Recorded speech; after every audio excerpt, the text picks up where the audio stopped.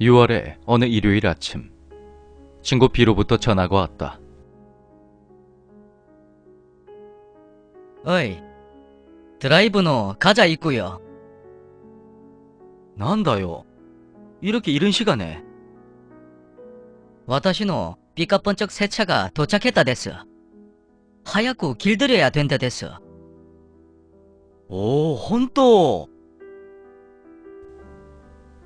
새 차라는 말에 호기심이 생긴 나는 B를 만나기로 했다. 바쁘게 준비를 마치자 B가 도착을 했고 함께 근처 공터로 가보니 빨간 프렐류드가 세워져 있었다. 와, 스고이. 어마무시 됐어. 우리는 차에 올라타서 어디로 갈지 생각했다. 오케이, 나가노에 가보자 있구요. 그렇게 우리는 중앙고속도로를 탔다. 외경과는 달리 승차감이 꽤 좋았다. 이 차, 금연이므니까. 피우는 즉시 네 손모가지노 날라가문이다. 에? 난다요. 난 웃으며 고개를 끄덕이고 말았다. 우리는 3시간 반 가까이 달린 끝에 나가노에 도착했다. 우린 점심을 먹은 후 시내를 둘러보다가 오후 4시가 다 될 무렵에 슬슬 돌아가기 위해서 차로 향했다. 가는 길은 산길이었고 그곳이 초행길이었던 우리는 지도를 보며 조금 돌아가기로 했다. 1시간 정도를 달리자 새로운 도로가 나왔고 난 지도에 시선을 고정하고 있었다. 그때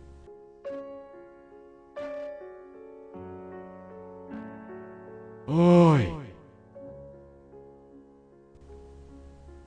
나는 비가 낸 소리라 생각했다. 나니? 뭐 됐을까? 하지만 B는 오히려 나에게 뭐냐고 물었고 난 잘못 들었나 보다 하고 말았다. 그런데 나니, 무슨 소리야?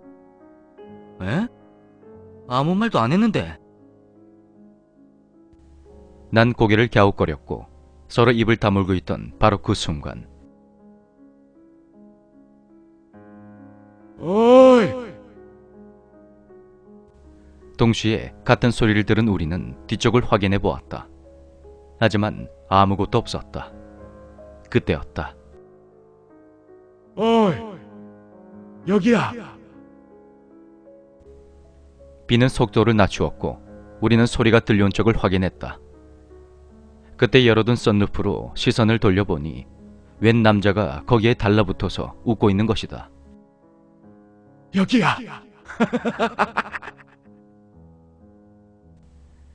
나와 B는 동시에 소리를 질렀고 B는 악셀을 힘껏 밟으며 썬루프 버튼을 눌렀다. 서로 잠시 할 말을 잃었던 우리는 점차 속도를 줄이며 입을 열었다. 대체 아까 그건 뭐 됐을까?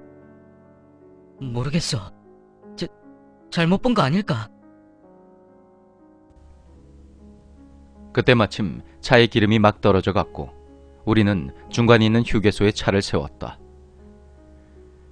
음료수를 마시며 잠시 쉬어가기 위해 차 밖으로 나왔을 때 썬루프에 자연스레 눈길이 갔다. 썬루프에는 손톱 자국 같아 보이는 10개의 흔적이 길게 늘어져 있었고 그걸 본 우리는 할 말을 잃고 말았다. 금연이었던 빨간색 프렐류드의 내부는 돌아가는 길에 담배 연기로 가득 차버렸다. 그로부터 한 달 후 B에게서 연락이 왔다. 역으로 마중을 와달라는 B의 부탁이 뭔가가 석연치 않았지만 난 차를 몰고 역으로 가서 B를 태웠다. 어? 프렐류드는 어디 있어? 그러자 B는 종이 한 장을 건네며 말했다. 아, 와타시 면허 정지 됐어. 에? 사정은 이러했다. 어느 날 B는 프렐류드를 몰고 가다가 규정 속도를 40km 가까이 넘어버리면서 감시 카메라에 찍히게 되었다고 한다. 그 지점에 카메라가 있다는 걸 알았기 때문에 속도를 줄이려고 했지만 그날은 그냥 멍하게 달렸던 모양이다. 비는 그때 분명히 뭔가 기묘한 느낌에 사로잡혔었다고 한다. 차가 감시 카메라를 통과하는 순간 번쩍하는 붉은 섬광에 비는 정신을 차렸고 그로부터 2주 뒤에 경찰의 출두 명령에 따라 경찰서에 다녀왔다고 한다. 잘못을 인정하고 좋게 마무리할 생각이었던 비에게 경찰이 증거사진 한 장을 내밀었다. 이게 대체 와타시는 그날 혼돈이 혼자 타고 있었으문이다. 글쎄요. 고래와 여성분이 앉아있는 데서요. 와타시 그날 속도 위반은 했으문이다. 하지만 분명 혼자 타고 있었으문이다. 이 사람은 처음 보는 사람이문이다. 친한 여성 친구노 많으면 기억하기 어려운가 봅니다. 비는 초조해하며 사진을 몇 번이고 다시 쳐다보았다. 하지만 아무리 보아도 틀림없이 어떤 여자가 타고 있었다. 어이, 너 정말 혼자 타고 있었어? 그래, 그날 분명 혼자였다고. 그 여자 나를 가만히 쳐다보고 있었어. 고래와 설마 심령사진 됐어? 그런 비의 말에 난 그것밖에 다른 대답이 없는 것 같다고 했다. 비는 자동차에 애군이 낀 것 같다고 했고 난 새 차인데 그럴 리가 있냐며 녀석을 달랬다. 시간이 흘러 면허 정지가 끝난 비는 도내에 새로 지어질 맨션 예비검사를 위해 문제가 된 곳을 수리하러 갔다. 비는 전기공사의 대리인 입장이었고 수리라곤 하지만 전구를 갈아 끼우는 정도였다. 현장에 도착한 비는 페인트 업체의 차 옆에 프렐류드를 세워두고 작업을 시작했다. 20층이 넘는 높은 건물의 맨션은 2개의 동이 줄지어 서 있었다. 30분 정도 작업하고 나와 보니 밖에 앰뷸런스 소리로 떠들썩했다. 소리는 옆 건물의 용마루 쪽에서 들려오고 있었다. 비가 서둘러 밖으로 나가 봤더니 구름처럼 모여든 공사 관계자들로 앞쪽이 잘 보이지가 않았다. 알고 보니 19층에서 작업 중이던 페인트 공이 순간 균형을 잃고 추락했던 것이다. 그는 그 자리에서 즉사한 것 같았다.